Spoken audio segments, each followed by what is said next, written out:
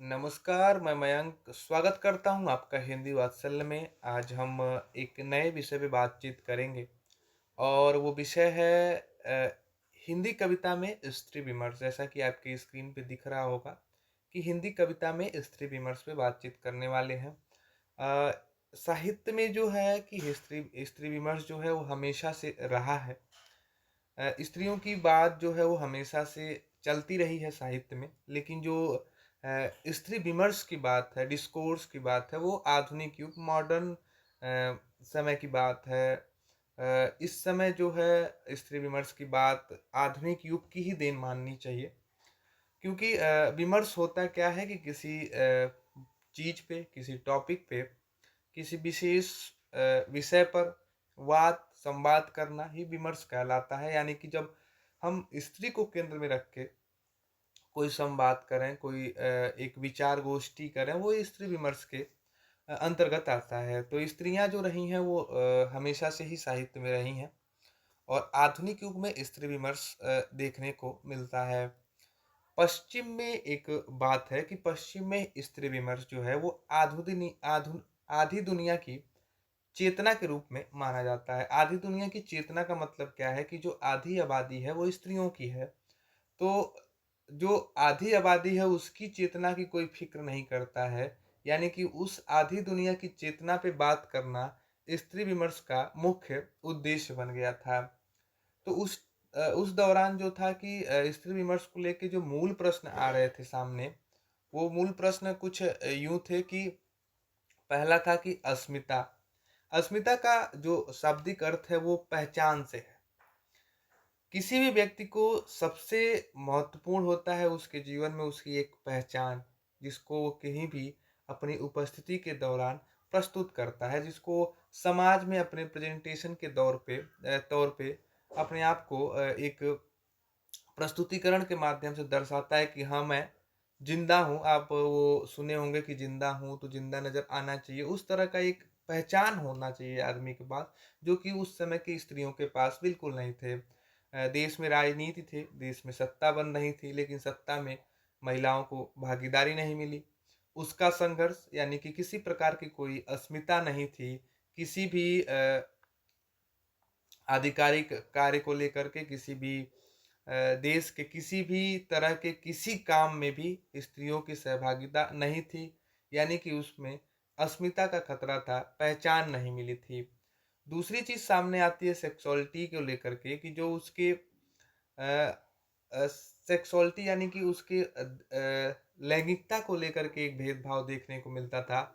आज भी आप देखते हैं कि लगातार एक मुहावरा आपके आसपास घूमता है, जहाँ आप आसानी से पकड़ सकते हैं सेक्सुअलिटी यानी कि जो लैंगिक भेदभाव है वो किस तरह से सामने आता है। कि जब कोई आदमी किसी आदमी से लड़ता है, यानी कि 2 आदमियों के बीच जब आपस में झगड़े होते हैं, तो पहला आदमी अगर किसी प्रकार का कोई धमकी देता है, तो दूसरा आदमी कहता है कि तुम मुझे इस तरह से बोल रहे हो तो मैंने किसी प्रकार की कोई चूड़ियाँ नहीं पहनी है। ये जो मुहावरा आप निरंतर सुनते रहते हैं, चूड़ियाँ नहीं पहनी है का मतलब क्या है? कि चूड़ियाँ नहीं पहनी है मतलब मैं कमज़ोर नहीं हूँ। अर्थात कहने का मतलब है कि जो अपने हाथों में पहनी हुई चूड़ियाँ जो स्त्री है वो कमज़ोर है। तो इस तरह के लैंगिकता के आधार पे भी बहुत सारे मुहावरे समाज में प्रचलित थे और लैंगिक आधार पे लिंग के आधार पे बहुत सारे भेदभाव, लिंग के आधार पे मजबूत, कमज़ोर क कहा जा रहा था। अब आप देखिए कि एक चौथा जो मूल प्रश्न देखने को मिल रहा है वो देह के रूप में मिल रहा है कि देह को जो है वो सामाजिक संपत्ति मान ली गई थी, लेकिन बाद में आज स्त्री विमर्श में इस ऊंचाई पे पहुंच चुका है कि देह को अपनी निजी संपत्ति स्त्रियां मान सकती हैं और वो कह सकती हैं। और उस समय देह क्या था कि देह स्त्री है तो वो पराये मर्द के वहां जाएगी, इसका फैसला पिता के हाथ में था, बड़े गार्जियन यानी कि पुरुष के हाथ में था। पुरुष प्रधान परिवार थे, पुरुष प्रधान सत्ता थी, पुरुष प्रधान समाज थे। और जब इस तरह की चीजें थी तो महिलाओं की इच्छाओं का बिना परवाह किए, महिलाओं के भावनाओं के आहत होने की बिल्कुल बिना चिंता किए, अपने फैसले को सुना देना और उसको उससे मनवा लेना है। जब इस तरह के प्रश्न आए जहाँ महिलाओं को अस्मिता या फिर लैंगिक भेदभाव या फिर देह को सामाजिक संपत्ति बनना, भावनाओं का दमन होना, इस तरह की जब चीज़ निकल के आई, तो 1950 और 1960 के दशक में एक विदुषी महिला आती हैं, विदुषी ही कह सकते हैं इनको, सीमांत बहुआ। सीमांत बहुआर ने एक किताब लिखा, किताब का नाम है the second sex. The second मैं ऐसे लिख लेता हूँ और द सेकेंड सेक्स इनकी किताब का नाम है। द सेकेंड सेक्स 1949 में छपी थी और इन्होंने कहा कि जो स्त्रियां हैं वो पुरुष प्रधान समाज की प्रति हैं। वह अपनी सत्ता को बनाए रखने के लिए स्त्री को जन्म से ही अनेक नियमों के ढांचे में ढालते चला गया है। कहने का मतलब ये है कि जो स्त्री है वो पुरुष प्रधान समाज की ऐसी प्रति है कि पुरुष प्रधान जो सत्ता है वो अपने नियमों को बनाने के लिए स्त्री को जन्म से ही एक ढांचे में ढालता चाहता है। इस पूरे वाक्य को पढ़ने के बाद पुरुष के प्रतिरोध और समाज में अपनी स्वतंत्रता का भाव निकल के आया और स्त्रीवादी चेतना का उदय हुआ और आंदोलन हुए। ये रही पश्चिम सभ्यता की बात। अब हम देखेंगे कि भारत में स्त्री विमर्श का क्या रोल रहा है।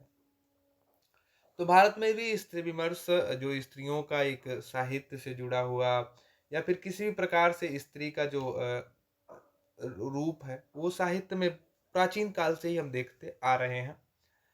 लेकिन अगर हम ऐसे क्रमबद्ध तरीके से देखते हुए चलेंगे तो भक्ति काल से अगर हम देखेंगे तो भक्ति काल में मीरा ने स्त्री विमर्श को लेकर के यानी कि स्त्री चेतना को लेकर के कुछ ज़्यादा तरस के पंक्तियों को लिखा। जैसे एक उदाहरण मैं दूं तो वो कहती हैं कि अपने घर पर पर्दा कर ले मैं अबला बौरानी, तरकस तीर लगयो मेरे हियरे गरक गयो सनकाड़ी।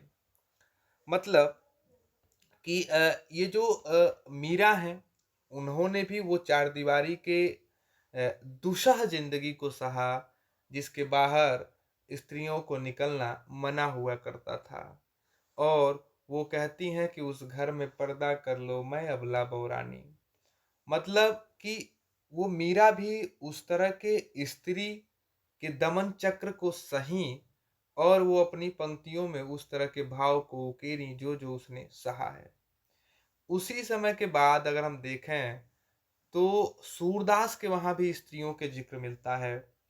भ्रमर गीत सार एक पूरा का पूरा गोपियों और गोपियों के विरह और गोपियों के ही केंद्र को में रख के लिखा गया एक रचना है जिसमें स्त्रियां ही रचना के केंद्र में है। आगे जब हम रीतिकाल देखते हैं तो रीतिकाल थोड़ा सा बहका हुआ सा नजर आता है। यहाँ स्त्री चेतना का श्रृंगारिक पक्ष उजागर होता है। यहाँ स्त्रियों के नक्सिक वर्णन पे फोकस करते हैं, स्त्री की उस चेतना, स्त्री के सौंदर्य सौंदर्य पे बातचीत करते हैं सारे कवि, चाहे वो घनानंद दोहा या फिर जो भी हो। ये स्त्रियों के उस बनावट पे सरी स्त्री के नक्सिक का ज्यादा वर्णन करते हैं यानी कि श्रृंगारिक पक्ष का ज्यादा उजागर है। अब अगर हम बात करें आधुनिक काल की तो आधुनिक काल में भारतेंदु की एक पत्रिका आई बाला बोधनी के नाम से। और ये बाला बोधनी पत्रिका पूर्णतः स्त्री केंद्रित थी, स्त्रियों की शिक्षा को लेकर के, स्त्रियों के उस समय में व्याप्त तमाम तरह की परेशानियों को इस पत्रिका में उजागर किया जाता था। तो ये पत्रिका भी जो है वो स्त्री विमर्श के ही तारतम्य को बनाते हुए आगे बढ़ रही थी। तो ये बाला बोधनी पत्रिका जो भारतेंदु निकालते थे ये बहुत ही महत्वपूर्ण पत्रिका है। जब भी स्त्री की बात होगी साहित्य में तो ये पत्रिका जरूर याद की जाएगी। उसी काल में महेश नारायण नाम के एक कवि हुआ करते थे। महेश नारायण ने एक एक कविता लिखा और कविता का जो शीर्षक है वो स्वप्न है। उसमें एक विधवा की बात लिखते हैं वो और कहते हैं कि लिखते क्या है कि उस दिन से हुई गले का उसका मैं हार और खूब ही मैं उसको करती थी प्यार। मिलती थी मैं रोज उससे जाए एक वन में, फिरती थी मैं साथ उससे उस कानन में।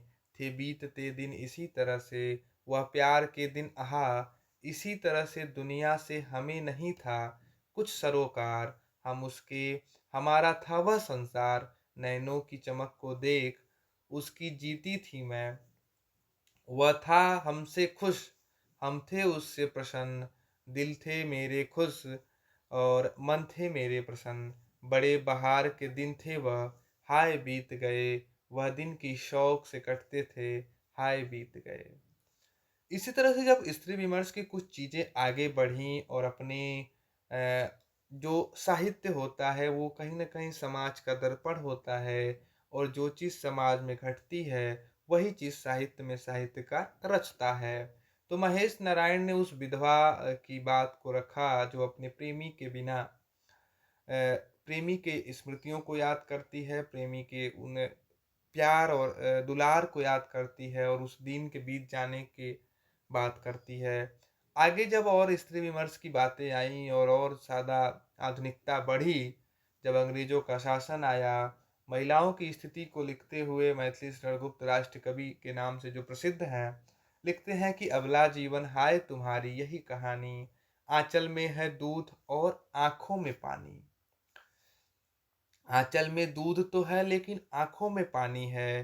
तो ये भी एक स्त्री विमर्श के ही पक्ष में कही गई पंक्तियां हैं कि अबला जीवन, एक स्त्री को अबला जीवन हाय तुम्हारी यही कहानी।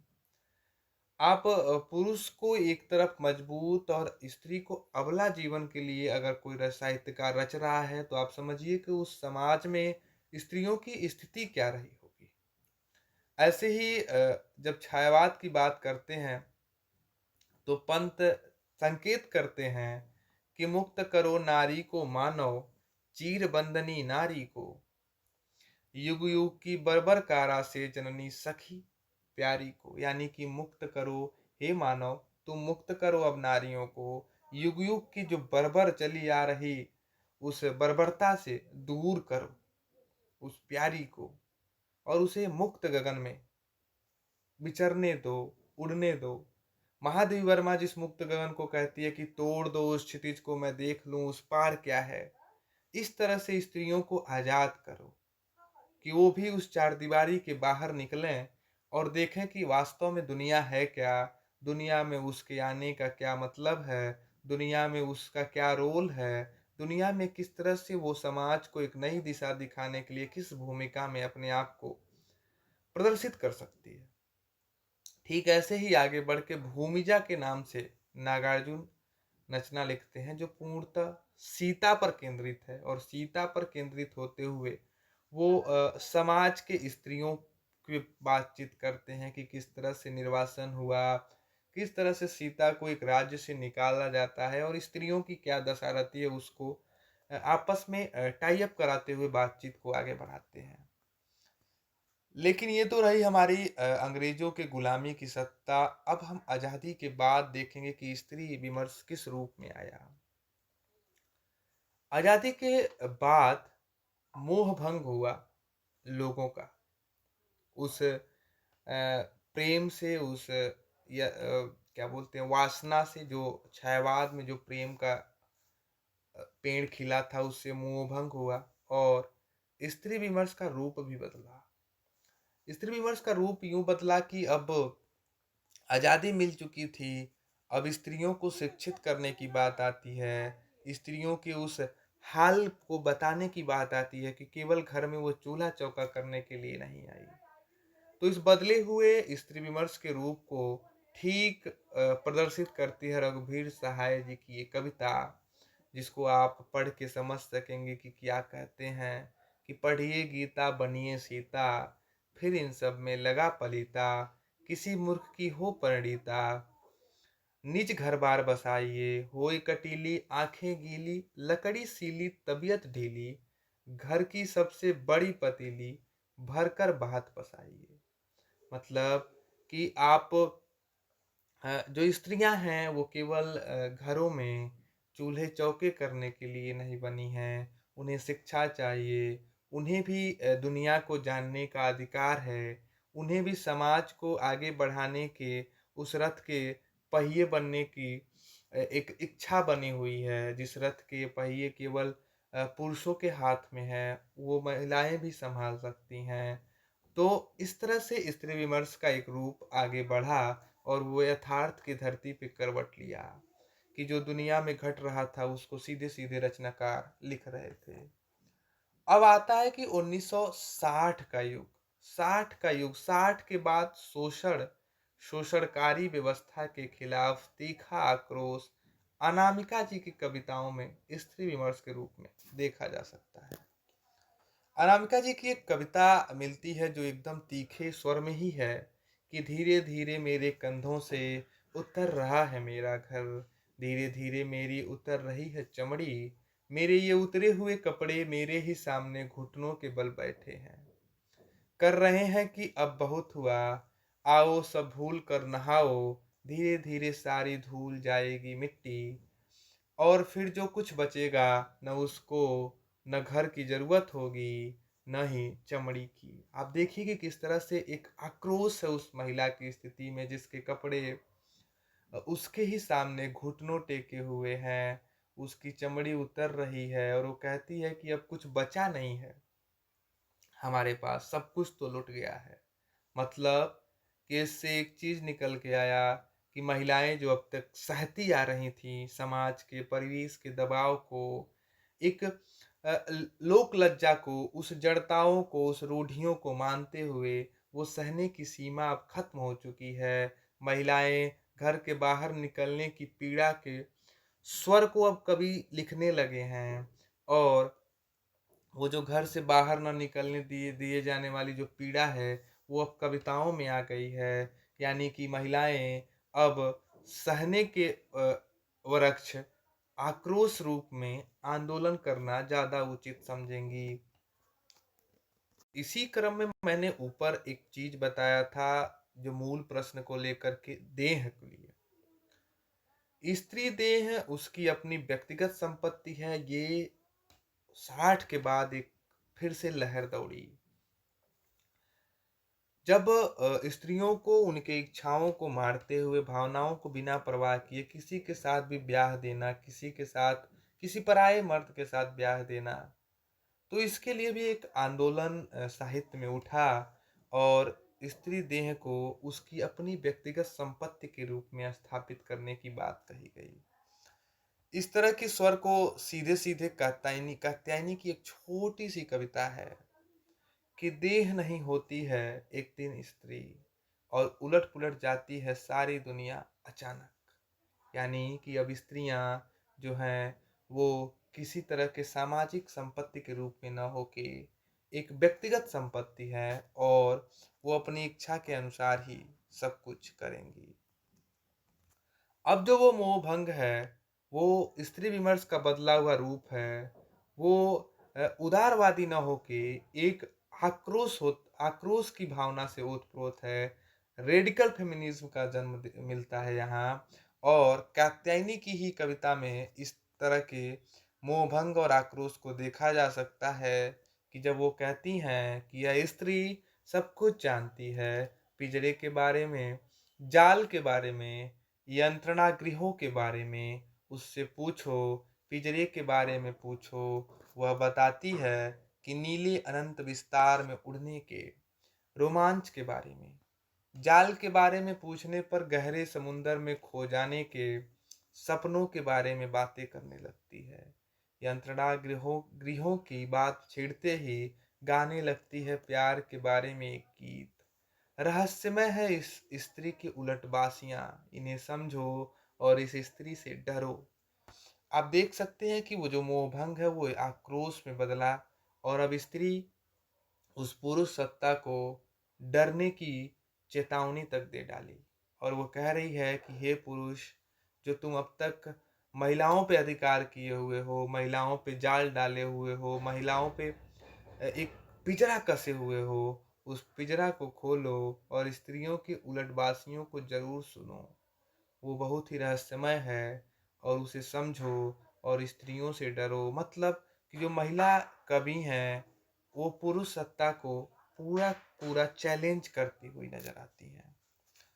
कत्ताई एक ऐसी ही कविता मिलती है और रंजना जायसवाल की कविता पूर्णतः बागी कविता है और शुरू ही ऐसे होती है कि हाँ मैं बागी हूँ, विद्रोही हूँ। मैंने पिता की बात गलत साबित की कि अक्षर ज्ञान से अधिक नहीं पढ़ सकती। भाई का अभिमान तोड़ा कि सिर्फ चूल्हा चौका ही मेरी नियति है। हाँ मैं बागी हूँ, समाज के बनाए चौखटों में फिट न हो सकी, पति के चरणोदक न ले सकी, नहीं चाहा देह के बदले नाम रोटी और सुरक्षा। बहुत इंपॉर्टेंट लाइन है कि नहीं चाहा देह के बदले नाम रोटी और सुरक्षा। चाहा प्रेम के बदले प्रेम, समर्पण के बदले समर्पण। मैं विद्रोही हूँ, मैंने मित्रों की बात नहीं मानी कि नारी की स्वतंत्रता स्वच्छंदता है। प्रेमी की बात नहीं मानी कि उसने भी मुझे शरीर मात्र समझा और प्रेम के नाम पर कैद करना चाहा, उसी अंधेरी गुफा में जहां से मैं निकली थी। मेरे हृदय में सम्मान, स्नेह, प्रेम, समर्पण, दया, करुणा, ममता।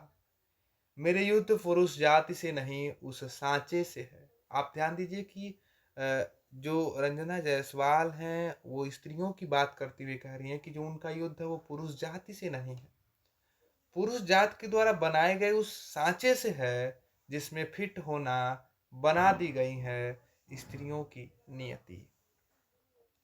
मैं मनुष्य हूँ और इसी रूप में व्याकुल हूँ, पहचान के लिए, सम्मान के लिए, शायद इसीलिए मैं बागी हूँ, विद्रोही हूँ।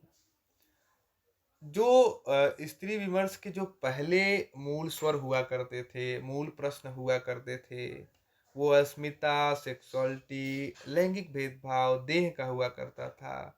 लेकिन अब वो चीज़ बदल गई है। अब वो आक्रोश हो गया है, विद्रोह हो गया है, अस्मिता हो गई है और स्वतंत्रता की चाह हो गई है, जो अभी भी अनवरत बढ़ती चली जा रही है। स्त्रियों के भविष्य पे एक कविता मिलती है जया जादवानी की, जो कविता स्त्री विमर्श में ही आती है। वो कहती हैं कि एक दिन औरत का दिन होगा।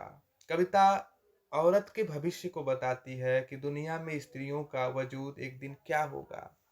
तो वो कहती हैं कि एक दिन औरत का दिन होगा, एक दिन वह खिलाएगी दूध से सनी रोटियां दुनिया के सारे बच्चों को।